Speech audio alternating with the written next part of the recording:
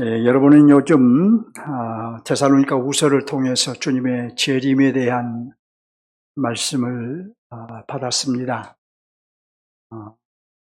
여러분의 머릿속에, 여러분의 마음속에 그 말씀이 남아있기를 바랍니다. 여러분, 영화 암살이라는 영화를 혹시 보신 적이 있는지 모르겠습니다. 저도 보지는 못했습니다만은 끝장면에서 이정재 씨가 하는 말이 있다고 그래요. 이제 왜 이렇게 배반을 했느냐라고 총을 겨누니까 해방이 이렇게 빨리 올 줄 몰랐다라고 했다고 합니다. 그래서 한번 이 영화를 집에서라도 좀 봐야 되겠다 그런 생각을 가지고 있습니다.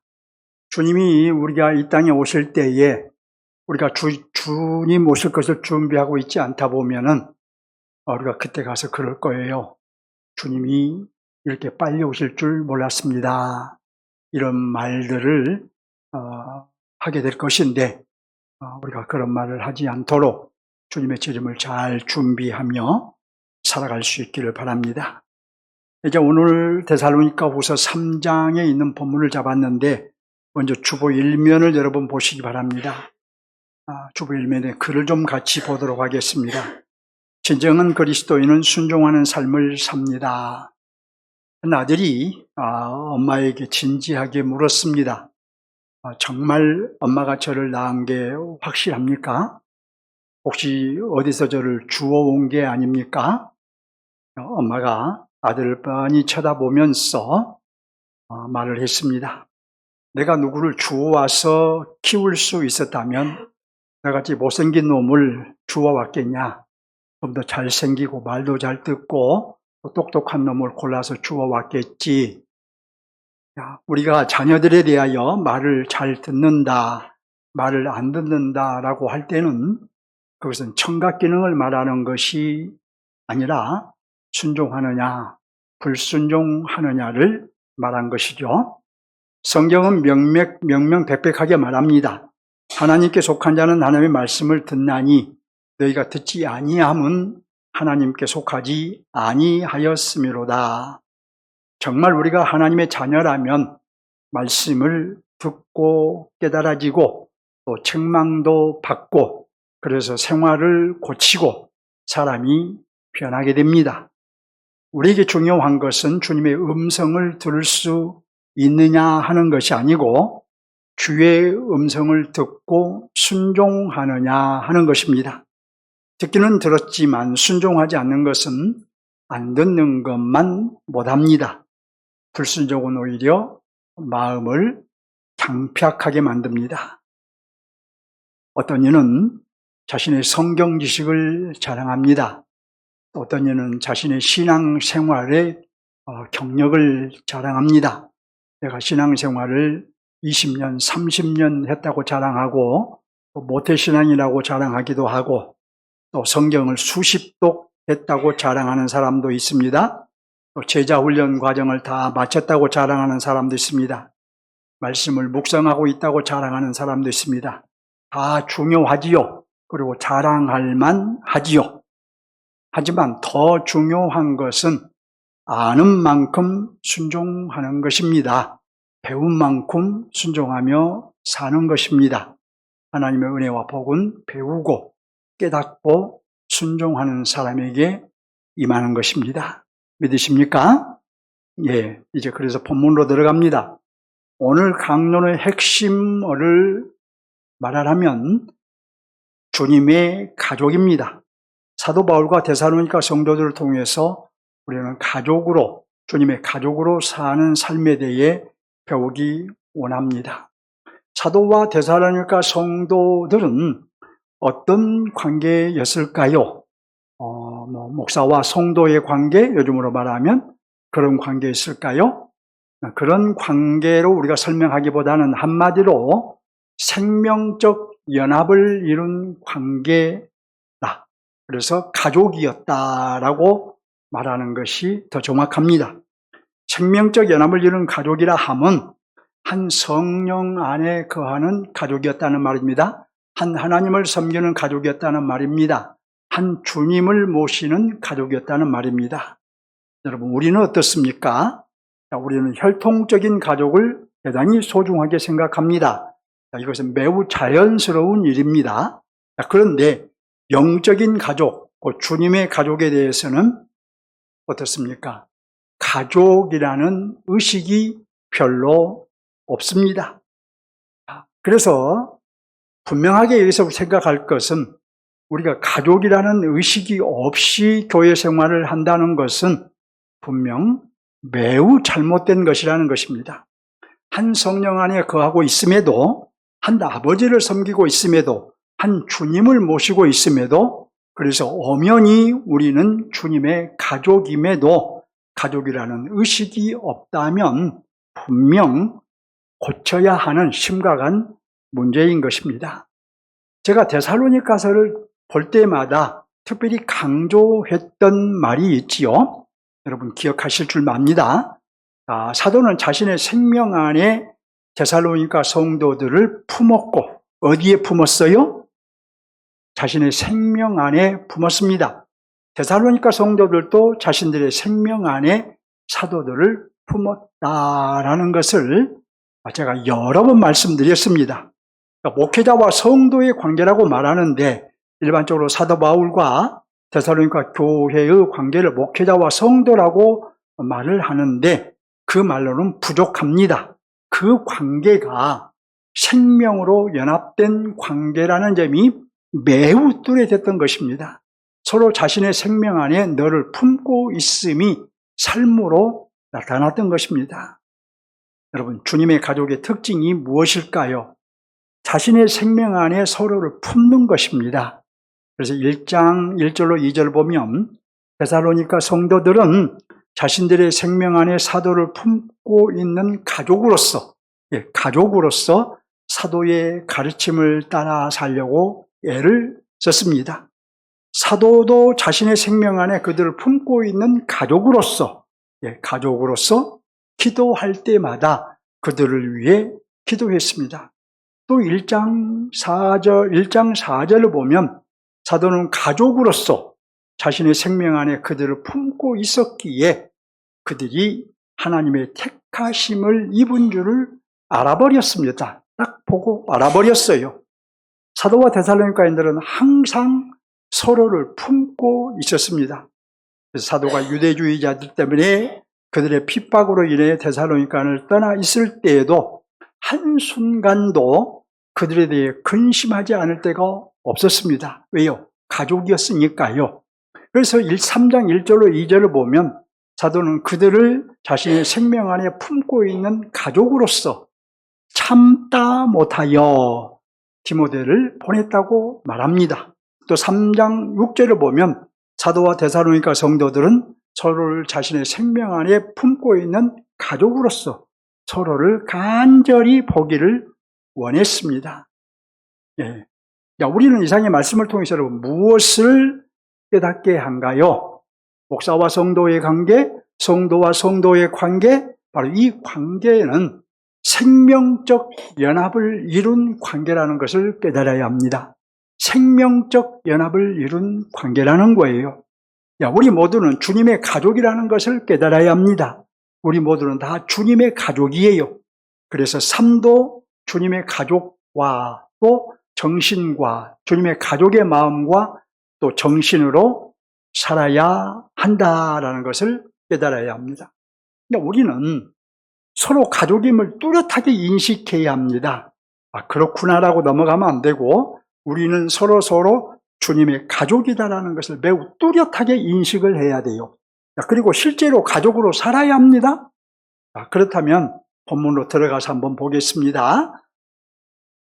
1절을 봅니다. 이제 본문으로 들어가서 성경 여러분 1절을 보면 끝으로 그 다음에 뭐라고 말합니까? 형제들아 라고 하죠.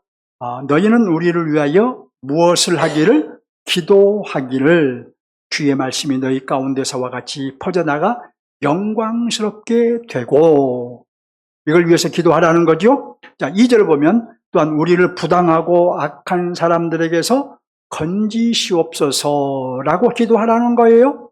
그 다음을 보면 믿음은 모든 사람의 것이 아니니라. 믿음은 모든 사람의 것이 아니라, 이 말은 모든 사람이 믿는 것이 아니라, 모든 사람이 믿는 것이 아니라는 거예요. 그래서 3절을 보면 주는 미쁘사 너희를 굳건하게 하시고 악한 자에게서 지키시리라. 주님은 신실한 분이어서 너희를 굳건하게 세우시고 악한 자에게서 너희를 지키실 것이다 라고 말합니다. 사도는 데살로니가인들을 뭐라고 불렀어요? 1절에서 형제들아 라고 불렀어요. 사실 여러분, 이 형제들아라는 말이, 또 자매라는 말이 가장 좋은 말이에요. 사도는 데살로니가 전후서에서 이 표현을 몇 번 썼을까요? 무려 20번을 썼어요. 아니면 매우 자연스러운 표현이었음을 우리가 알 수 있죠.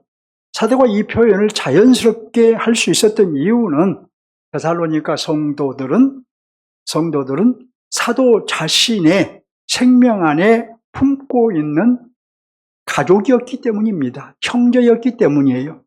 한 성령 안에서 한 아버지를 섬기고 한 주님을 모시고 사는 가족이었기 때문에 형제들아, 형제들아, 형제들 하면서 아주 자연스럽게 썼던 거예요. 만일 사도의 마음에 가족이라는 마음이 없었으면 그들을 향해서 반복해서 형제들아라고 자연스럽게 부를 수 있었을까요? 못 부릅니다. 가족이 아니면 부를 수 없겠죠? 자신의 생명 안에 품고 있는 가족이었기 때문에 아주 자연스럽게 큰 애정을 담아서 형제들아 라고 불렀던 것입니다. 이어서 사도는 무엇을 요청한가 볼까요? 너희는 우리를 위하여 기도하기를, 이렇게 요청하죠. 한 성령 안에 거하는 가족이기 때문에 자신의 아버지, 곧 그들의 아버지의 뜻을 이루기 위해 기도를 요청한 것입니다. 사도와 데살로니가 성도들은 주님의 가족으로서 사도의 사역이 곧 데살로니가 성도들의 사역이었던 것이에요. 결국 사도는 한 성령 안에 거하는 가족으로서 기도해라 라고 요청한 것입니다. 그럼 무슨 기도를 요청했는가 봐야 되겠죠? 1절을 보면 주님의 말씀이 사방팔방으로, 그 다음 뭐라고 말합니까? 퍼져나가 영광스럽게 되기를 요청했지요. 예수 그리스도가 사방팔방으로 전파되기를 기도한 것입니다. 또 2절을 볼까요? 부당하고 악한 자들에게서 지켜주시기를 요청했지요. 그런데 사도는 여러분, 이 기도를 요청할 때에 원어성경을 보면 현재 시제 명령법을 사용했습니다. 무슨 말이냐? 이는 한 번, 두 번 정도만 기도하지 말고 매일매일 기도할 때마다 끊임없이 기도하라고 요청한 거예요. 기도할 때마다 아침에도 이걸 위해서 기도하고 밤에도 이걸 위해서 기도하고, 너희가 기도할 때마다 끊임없이 계속 기도하라고 요청한 것입니다. 사실 이렇게까지 요청한 것은 쉬운 일이 아닙니다. 하지만 사도와 데살로니가 성도들은 서로 자신의 생명 안에 품고 있었기 때문에 망설이지 않고 요청했던 것입니다. 우리는 여러분 가끔 지인으로부터 기도 요청을 받을 때에 매일매일 기도할 때마다 기도하기는 쉽지 않습니다. 그러나 자신의 생명 안에 품고 있는 가족의 마음과 정신이 있다면 기도할 때마다 잊지 않고 기도할 것입니다. 저도 목사로서 가끔 목사님들이 또는 누가 저에게 기도를 부탁하는 요청을 받습니다. 그러면 그럽시다, 같이 기도합시다. 그런데 매일매일 그 기도를 하는 것은 사실 쉽지가 않아요. 하지만 요즘 우리 환우들을 위해서 기도하는 것은 매일매일 기도할 때마다 기도를 합니다. 왜? 내 가족으로 받아들이고 인식하고 있기 때문인 것이죠. 한편 2절에서 믿음은 모든 사람의 것이 아니라고 했는데 이것은 무슨 뜻일까요? 모든 사람이 믿는 것, 복음을 믿는 것은 아니라는 거예요. 복음을 증거한다고 해서, 또 복음이 그 지역에 전파되었다고 해서 모든 사람이 다 예수를 믿는 것은 아니에요. 그러니까 그 믿지 않는 사람들이 핍박하지 않도록, 또는 그들의 핍박에서 지켜줄 것을 기도하라는 거예요. 사도는 기도만 요청하지 않았습니다. 역시 가족으로서 그들을 격려하기도 했습니다. 3절을 볼까요? 주는 밉부사라고 주님의 신실하심을 상기시키죠. 여기 밉부시다라는 것은 신실하시다라는 뜻이에요. 이어서 너희를 굳건하게 하시고 악한 자에게서 지키시리라고 확신시키지요. 유대주의자들이 그들을 핍박하기 위해 노리고 있으나 하나님께서 반드시 지켜주실 것이라고 사도 자신도 확신하고 또 데살로니가 성도들에게도 하나님께서 너희를 지켜주실 것이다 라고 확신시켜 준 것입니다. 무엇에 근거해서 확신시켰을까요? 주는 밉부사라고 말한 대로 주님의 신실하심에 근거해서 확신한 것입니다. 여러분, 사도의 확신은 어떤 확신이었을까요? 사도가 그들을 확신시켜주는 것은 단순하게 걱정하지 마라 또는 용기를 내라 이런 격려가 아닙니다. 그들을 자신의 생명 안에 품고 있는 가족으로서 성령께서 주신 확신으로 격려한 것입니다. 만일 사도에게 가족의 마음이 없다면 그들을 위해 진지하게 기도하지 않았을 것이고 하나님도 확신을 주지 않았을 것입니다. 하지만 사도는 그들을 자신의 생명 안에 품고 있었기에 마치 자신을 위해 기도한 것처럼 그들을 위해 기도하였기에 따라서 하나님께서 확신을 주셨던 것입니다. 여러분은 요즘 가족의 마음으로 또 가족의 정신으로 우리 환우들을 위해서 기도하고 있는 줄 압니다. 여러분들 정말 가족의 가족으로 생각하면 그 환우들의 문제를 내 문제로 받아들이고 그 문제는 내 문제다라고 생각하고 하나님 앞에 기도할 것이고 하나님은 그렇게 기도할 때 환우의 문제를 내 문제로 인정하시고 내 기도를 들으시는 겁니다. 사도는 가족으로서 기도를 요청했으며 또한 가족으로서 그들을 격려했습니다. 이어서 사도는 가족답게 그들에 대한 신뢰를 피력합니다. 4절을 볼까요? 너희에 대하여는 우리가 명한 것을 사도가 명한 것을 너희가 행하고 또 행할 줄을 우리가 주 안에서 확신하노니. 이 말씀에서 우리는 세 마디를 주목하기 원합니다. 먼저 우리가 명한 것이라고 했는데 이는 사도의 가르침을 말하겠지요. 특별히 그리스도의 재림, 또 적그리스도와 거짓 그리스도에 대해 출현에 대한 가르침 이런 것들을 말하겠지요. 다음으로 너희가 행하고 또 행할 줄을 라고 했는데 이는 사도의 가르침대로 순종할 것이라는 의미한 것이죠. 순종하리라는 것을. 마지막으로 누구 안에서 확신한다고 했나요? 주 안에서. 사도가 주 안에서 확신한다는 말은 여러분 이것은 단순히 그냥 표현하는 게 아니에요.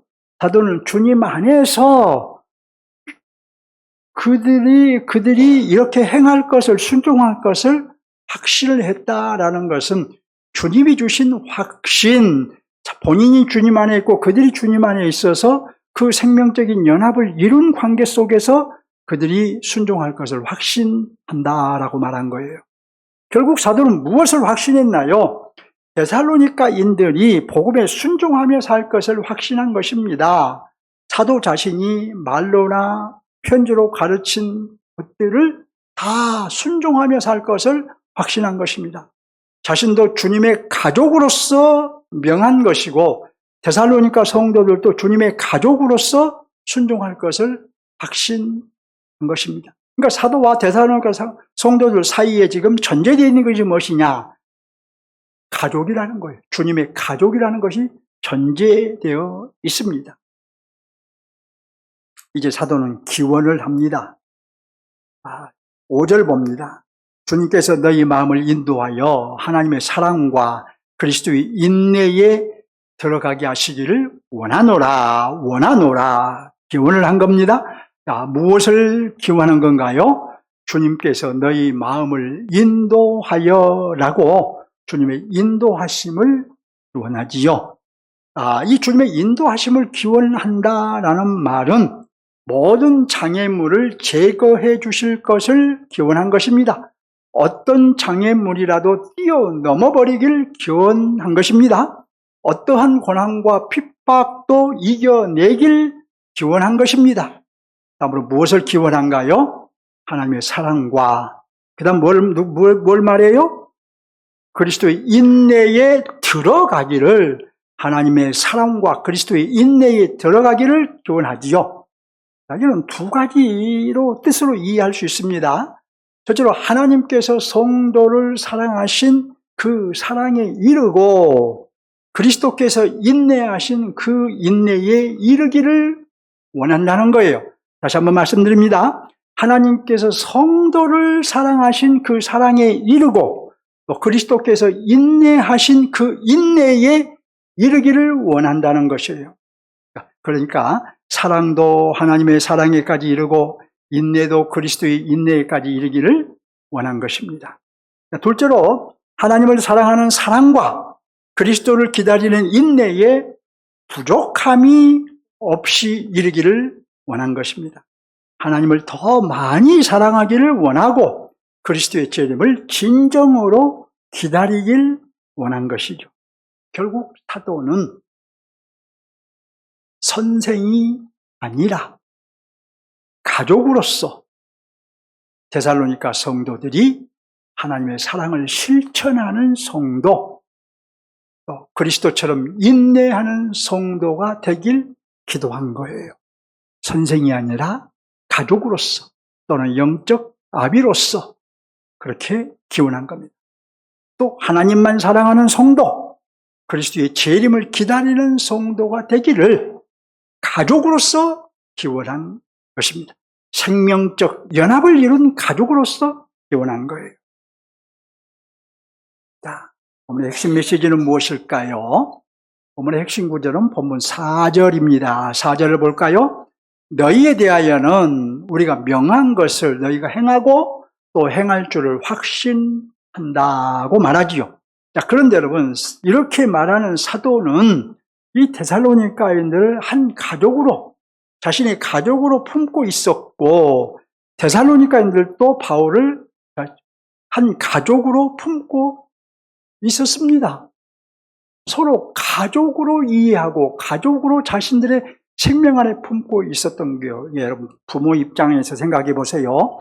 부모들이 자녀들을 자신의 가슴에 품고 있지요. 그래서 자녀들의 문제가 자신의 문제가 되어버리죠.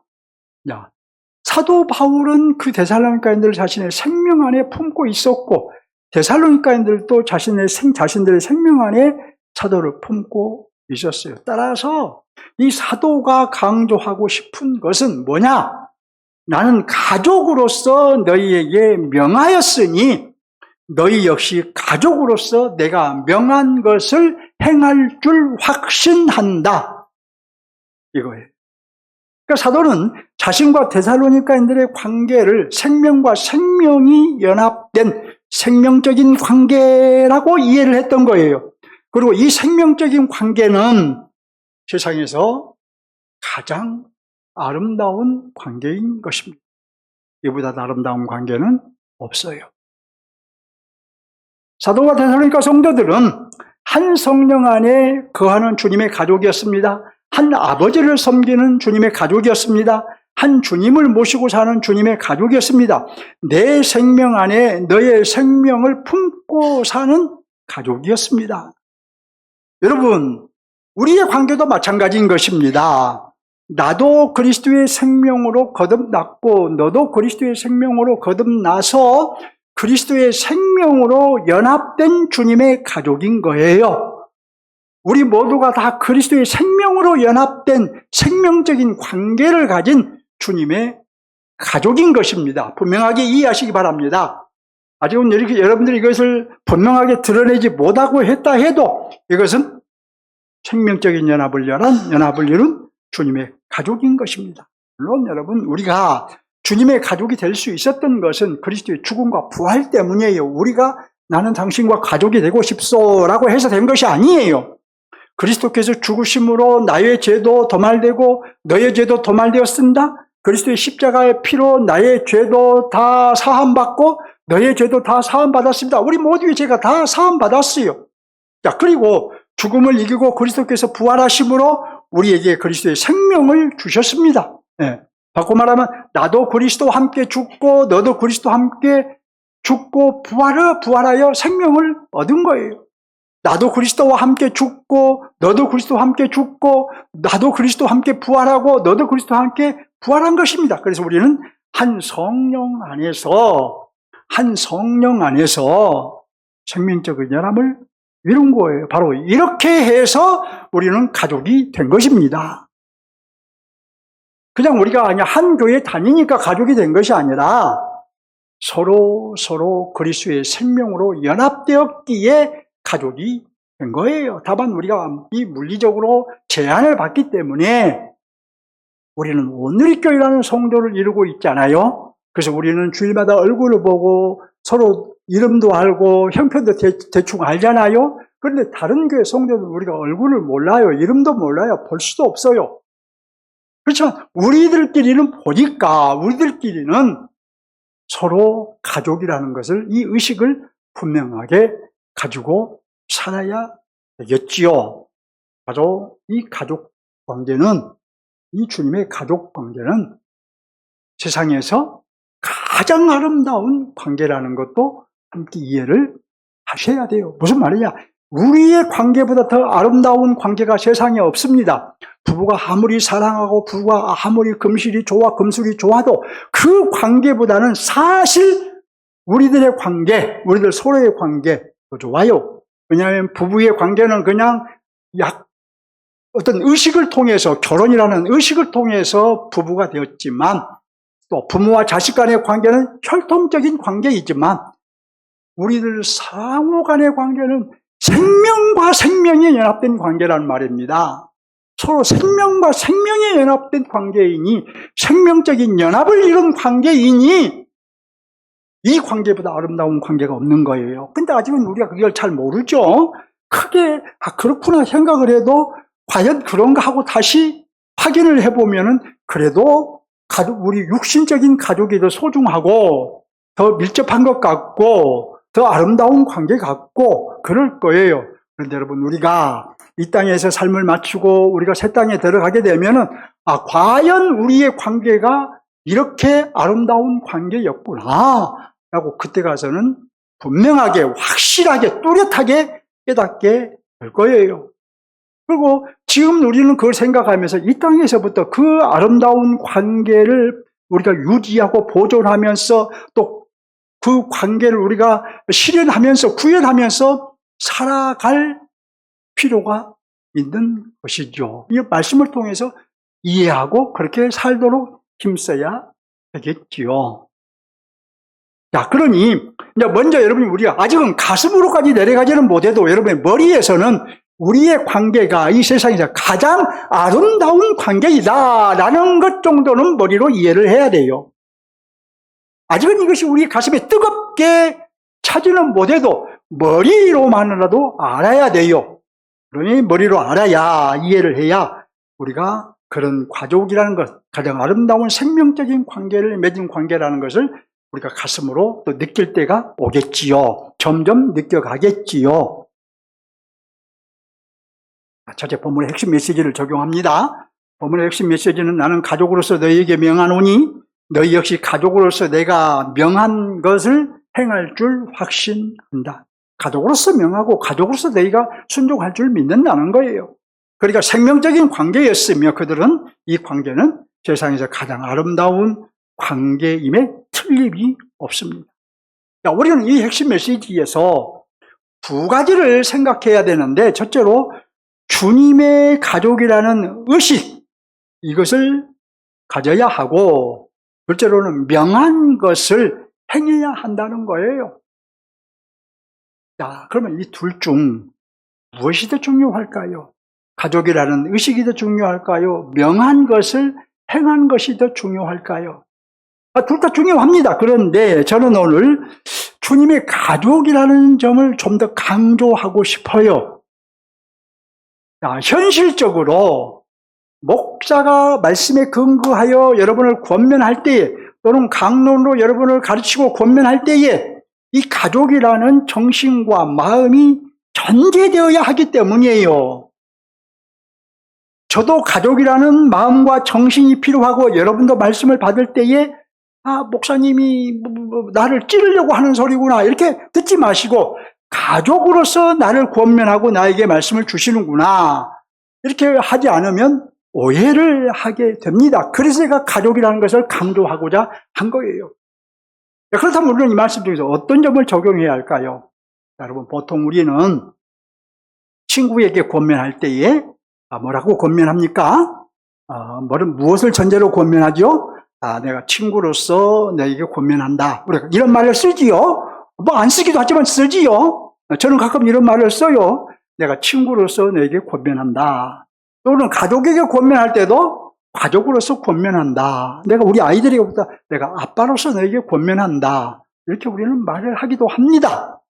마찬가지로 제가 여러분에게 권면할 때는 주님의 가족으로서 권면한다는 것을 이해할 필요가 있다는 거예요.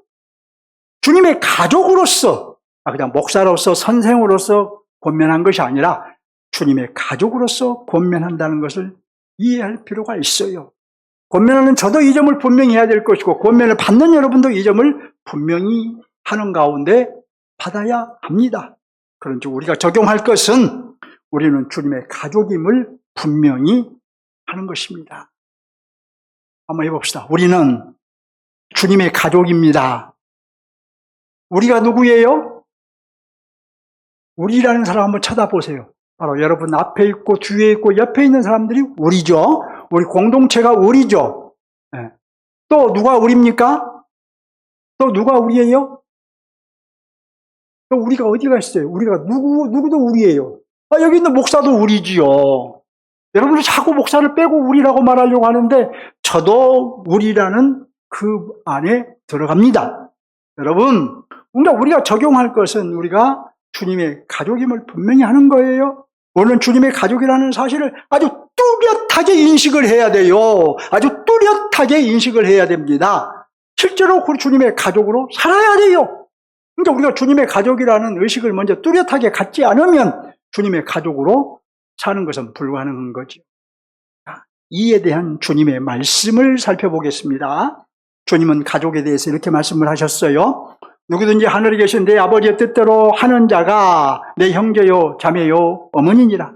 아버지의 뜻대로 행하는 자만이 가족이라는 말씀인데 그럼 여러분 누가 아버지의 뜻대로 행하는 자일까요? 예수님 당시를 생각해 보면 예수님이 성육신하신 메시아요 하나님의 아들이심을 받아들이는 자들이 하나님 뜻대로 행하는 자들이었습니다. 그러니까 바꿔 말하면 예수님 당시에 바리새인들 서기관들은 형제 자매가 아니었어요. 가족이 아니었어요. 예수님의 제자들, 또 예수님을 받아들이는 어떤 죄인들, 예수님을 자신들의 주와 구주로 받아들인, 메시아로 받아들인 세리들, 이런 사람들이 가족이었던 거예요. 그리고 예수님께서 죽으시고 부활하신 이후의 사람들에게는, 예수님이 하나님이심을 믿고 예수님의 죽으심과 부활을 믿는 자들을 하나님의 뜻대로 행하는 자들이에요. 그러니까 예수님이 증거되어져도 전파해도 예수님을 믿지 않는 자들은 그들은 하나님의 가족이 아닌 거예요. 불행한 사람들이죠. 주님의 가족이 아닌 거예요. 그 사람들은. 나아가서 그리스도의 말씀대로 사는 것, 그리스도의 통치에 순종하는 것이 아버지의 뜻대로 행하는 자들입니다. 믿음과 행위는 하나이기 때문에, 하나여야 하기 때문에 또 사는 것도 우리가 챙겨야 되겠지요. 이런 면에서 생각해보면 우리는 부족한 점들이 참 많지요. 너무 많아요. 저울에 달아보면 우리는 한참 미달입니다. 미달이에요. 그래도 우리가 그리스도 안에 있으면 우리는 가족인 거예요. 내가 좀 부족해도, 내가 좀 못났어도 가족인 거예요. 근데 우리는 생각할 때 나는 아닌 것 같아. 가족이라고 하니까 아직은 나는 그 가족에 포함되지 못한 것 같아. 이런 생각을 할 수 있는데 왜 그런 생각을 하느냐? 내가 아직 행위가 따르지 못했다는 거예요? 아직 내가 행실이 따르지 못했다는 거예요? 오늘 말씀대로 정말 가족이라는 의식이 뚜렷하지 못했다는 거예요? 여러분, 그래도 나는 아닌 것 같아 라는 마음은 누가 주는 마음일까요? 누가 주는 마음이에요? 사단이 주는 마음이에요. 성령이 주는 마음은 아닙니다, 여러분. 예, 분명히 아시기 바랍니다. 또 사도 바울도 가족에 대해서 이렇게 말합니다. 하나님이 미리 아신 자들을 또한 그 아들의 형상을 본받게 하기 위하여 미리 정하였으니 이는 그로 많은 형제 중에서 맏아들이 되게 하려 하심이라. 하나님이 저와 여러분을 구원하셨는데 그 목적이 뭐냐? 그 구원하심은 우리를 형제가 되게 하심이요. 그리스도가 우리 형제들 중 맏아들이 되게 하심입니다. 그리스도 안에 있는 우리는 형제로서 하나님의 아들이고 그리스도는 모든 형제들 중 맏아들이십니다. 결국 우리는 형제로서 가족인 거예요. 그래서 우리는 교회 안에서도 사실은 집사님, 장로님, 목사님 이것보다는 형제라는 또는 자매라는 이 표현이 더 좋아요. 근데 더 좋은 줄 알면서도 저도 지금 우리도 지금 못하고 있는 거죠. 자, 장로님 형제님 이렇게 부르면 되겠죠. 목사 형제님, 집사 형제님 이거 부르면 얼마나 좋겠어요. 한번 불러보세요. 권사님 형제님, 우리 손은희 권사님 자매님, 좀 길어도 박혜진 권사님 자매님. 복잡하네요. 임자는 뺍시다. 박혜진 권사 자매님. 길어도 이렇게 부르면 더 좋겠죠. 어쨌든 형제 자매라는 말이 우리가 교회라는 관점에서 보면 지체라는 의식을 많이 부르죠. 쓰지요. 주님의 몸이라는 관점에서 보면 지체라는 말씀이 좋은데 이런 표현, 형제자매라는 표현도 참 좋은 표현이에요. 네. 또 히브리서 기자는 이렇게 말합니다. 또 그가 맏아들을 이끌어 세상에 다시 들어오게 하실 때에 하나님의 모든 천사들은 그에게 경배할지어다. 하나님께서 맏아들이신 그리스도를 세상으로 보내시며 모든 천사들에게 그리스도를 경배하라고 명령하셨어요. 그리스도 안에 있는 우리가 다 하나님의 아들인데 그리스도가 하나님의 맏아들이신 거예요. 우리 하나님의 아들인데 누가 맞이냐? 그리스도가 맏아들이라는 거예요. 그리고 그리스도 안에 있는 우리는 형제로서 또 자매로서 주님의 가족인 것입니다. 그런데 여러분, 우리 분명히 해야 될 것은 나보다 잘난 지체도 나의 가족인 것이고 나보다 못난 지체도 나의 가족인 거예요. 나와 잘 맞는 지체도 나의 가족인 것이고 나와 잘 맞지 않는 지체도 나의 가족인 거예요. 나와 잘 안 맞는다고 너는 내 가족이 아니야 라고 말할 수 없다는 거예요. 우리는 나보다 잘난 지체도 나보다 못난 지체도 나와 맞는 지체도 맞지 않는 지체도 다 나의 가족이다 라는 것을 분명히 해야 되겠죠. 자, 이제 둘째로 하나님 나라 관점에서 적용합니다. 서신서의 하나님의 나라는 사도들에 의해 선포된 하나님의 나라라고 늘 말씀드렸죠. 그러니까 우리가 하나님 나라를 생각할 때는 하나님 나라가 어느 시점에 와 있느냐, 하나님 나라의 어느 면을 보여주고 있느냐, 이 두 가지를 생각을 해야 하는데 서신서의 하나님 나라 시점은 바로 선포된 하나님의 나라라는 것입니다. 그러면 오늘 본문의 하나님의 나라는 하나님 나라의 어느 면을 보여주고 있을까요?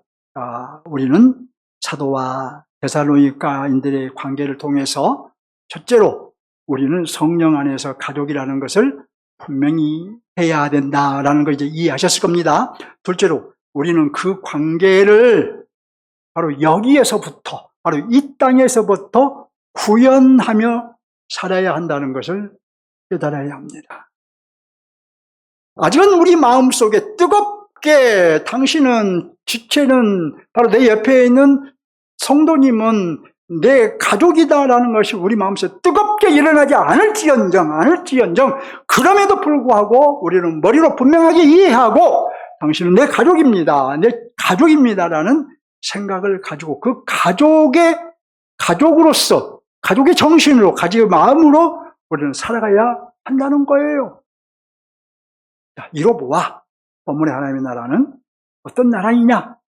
이 오늘 본문에 보여주는 하나님의 나라는 가족으로 사는 나라입니다.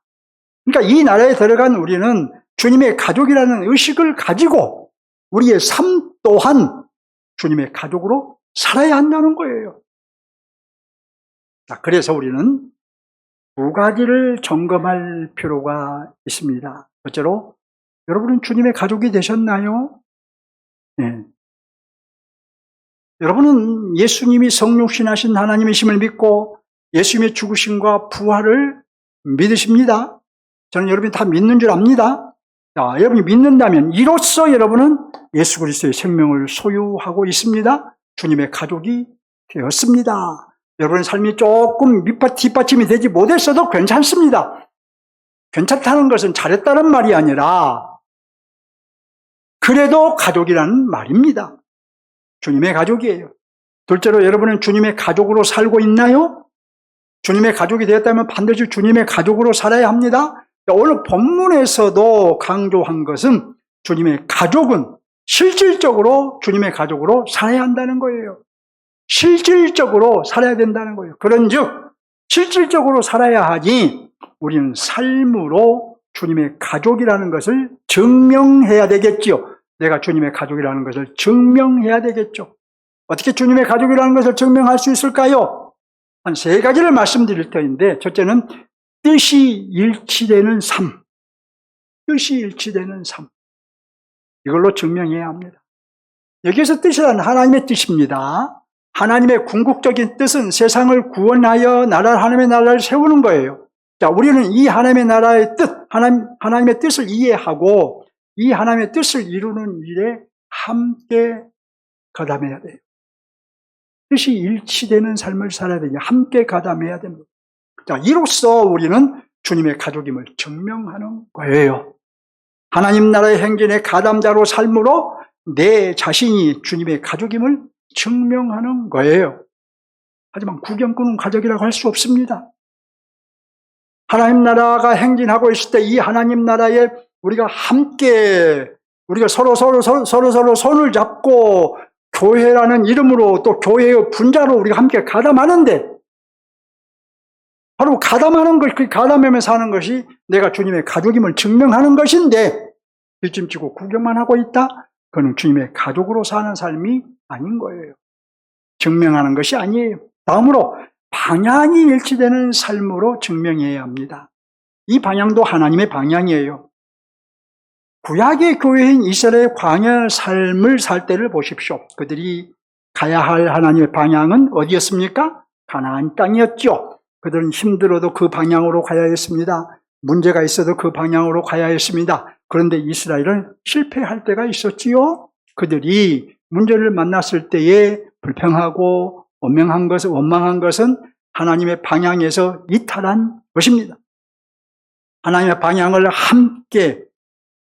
방향을 향해 함께 가는 것이 주님의 가족으로 사는 것인데, 광야의 교회는 자주 실패하곤 했습니다.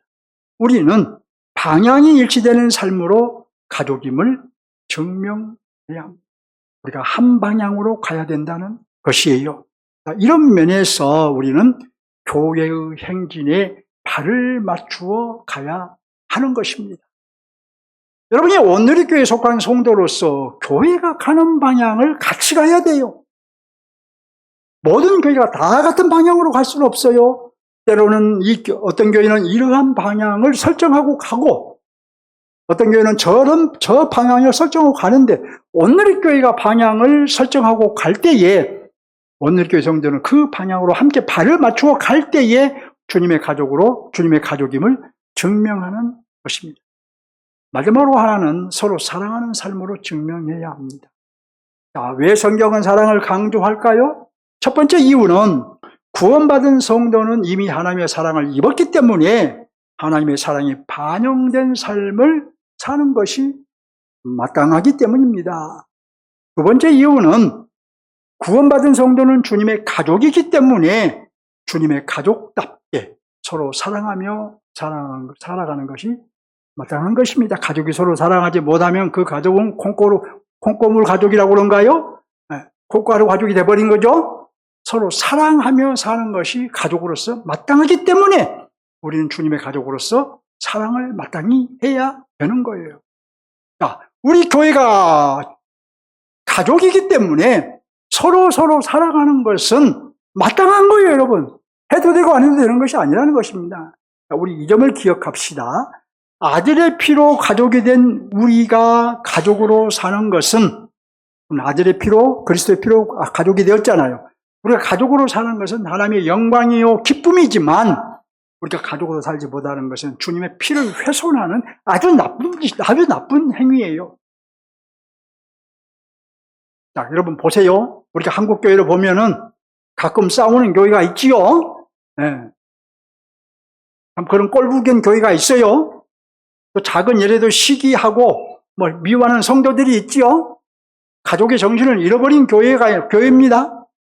이처럼 이런 교회들은, 교회와 성도는 주님의 피를 심각하게 훼손한 불의인 것입니다. 죄예요. 불법인 거예요. 다시 말씀드리지만, 우리가 주님의 피가 우리를 한 가족으로 만들었기 때문이에요. 그 말씀대로 주님의 죽음과 부활로 우리가 가족이 되었기 때문이에요. 저와 여러분은 실패하지 않아야 할 것입니다. 어떻게 실패하지 않을 수 있을까요? 하나님의 말씀으로 무장되면, 나가 하나님의 사상으로 무장되면 됩니다. 자, 이렇게 무장하고 그 다음에 기도하면 실패하지 않습니다. 말씀과 기도가 있는 성도는 어떻게 되겠습니까, 여러분? 뜻이 일치된 삶을 살 수 있습니다. 방향이 일치된 삶을 살 수 있습니다. 서로 사랑하는 삶을 살 수 있습니다. 말씀이 있고 기도가 있는데 어떻게 뜻이 일치되지 않고 어떻게 방향이 서로 다를 수 있으며 어떻게 사랑하지 않고 미워하는 삶을 살 수 있겠습니까? 우리의 삶의 능력은 우리의 결단과 의지에서 나오는 것이 아니고 하나님의 말씀과 기도에서 나오는 것입니다. 강론을 마치기 전에 짚어야 할 것이 하나 있습니다. 바로 목사와 성도의 관계입니다. 여러분에게 목사는 어떤 존재인가요? 주일의 말씀을 전하는 설교자인가요? 성경을 가르치는 성경교사인가요? 그렇지요? 맞지요? 따라서 성도라면 설교자를, 목사를 소중하게 생각해야 합니다. 목사 입으로 목사를 소중하게 생각을 하니까 좀 민망한 말이지만 이건 성경적인 거예요. 무엇보다도 그리스도인은 떡으로만 살 수 없기 때문이에요. 여러분이 떡으로만 살 수 없기 때문에 그리스도인으로서 여러분이 목사를 소중하게 생각해야 됩니다. 설교자가 없으면 영혼의 양식을 먹을 수 없잖아요. 그래서 여러분, 교회도 설교자가 없으면, 그것도 목사가 없으면 교회로 인정을 안 합니다. 교회법에서도. 사람들이 아무리 많이 모여 있어도 설교자가 없으면, 공적으로 파송된 설교자가 없으면, 위임된 설교자가 없으면 그 교회라고 말하잖아요. 뭐라고 말하냐? 기도처라고 말을 해요. 설교자가 없으면 영혼의 양식을 먹을 수 없기 때문이에요. 결국 설교자가 중요한 것은 말씀이 중요하기 때문에 중요한 거예요. 설교자 자체가 중요한 것이 아니라 말씀이 중요하기 때문에 역시 설교자도 중요한 거예요. 말씀의 중요성, 설교자의 중요성, 여기서는 아무리 강조해도 지나치지 않는 것입니다. 말씀이 중요하다고 믿는다면 여러분 설교자를 소중하게 생각해야 합니다. 근데 내가 목사님을 좀 소중하게 생각하려고 해도 목사님이 여러 가지 면에서 결점이 많잖아요. 그럴 수 있습니다. 그러나 목사가 설사 인간적으로 조금 마음에 안 들어도 여러분 성격이 제가 다 마음에 드는 건 아니잖아요. 우리 목사님은 너무 성질이 급해. 우리 목사님 이런 점이 그래, 저런 점이 그래. 여러분 입장에서 보면 다 그럴 수 있어요. 그런데 여러분, 그런 인간적인 면이 마음에 안 드는 면이 있어도 말씀 때문에라도 소중하게 생각해야 하는 거예요. 이것은 목사를 위한 권면이 아니에요. 목사를 소중하게 생각하니까 목사님이 자기를 위해서 권면하는 거 아니에요. 여러분 자신을 위한 권면입니다. 그래서 성경은 이렇게 말을 해요. 너희를 인도하는 자들에게 순종하고 복종하라. 그들은 너희 영혼을 위하여 경성하기를 자신들이 청산할 것이 청산할 자인 것 같이 하느니라. 그들로 하여금, 목사로 하여금 즐거움으로 이것을 하게 하고 근심으로 하게 하지 말라. 목사가 말씀 사역을 또는 기도 사역을 여러분을 기도하고 여러분의 말씀을 전하는 일을 즐거움으로 하게 하라는 거예요. 신이 나서 하게 하라는 거예요. 근심으로 하게 하지 말라는 거예요. 그렇지 않으면 뭐라고 하느냐? 너희에게 유익이 없느니라. 여러분을 위해서 그렇게 하라는 것이죠. 말씀을 맺겠습니다. 우리는 주님의 가족이죠. 우리는 같은 뜻을 가지고 같은 방향으로 가고 서로 사랑하며 살아야 할 주님의 가족입니다. 여러분의 가족을 한번 바라보세요. 옆에 있는 누가 내 가족인가? 아, 이분이 내 가족이구나. 아, 부부여도 그건 집에 가서 부부이고, 여기 지금 이 시간에는 주님의 가족으로 앉아있는 거예요. 여러분, 우리가 새 땅에 가면, 하나님 나라, 완전히 하나님 나라 가면은 부부가 없어요. 목사와 성도도 없어요. 다, 그러나 알아봐요. 아, 당신이 그때 저 땅에서 내 남편이었죠. 내 아내였죠. 아, 당신이 저 땅에서 우리 목사님이었죠. 아, 당신이 그때 우리 교회 권사님이었죠. 알아봐요. 알아볼 거라고 저는 믿어요. 그러나 그때도 목사 성도 관계가 있는 것이 아니에요. 그때도 여러분들이 저를 목사님이라고 안 불러요. 뭘로 부르냐? 형제님이라고 부를 거예요. 부부도 마찬가지입니다.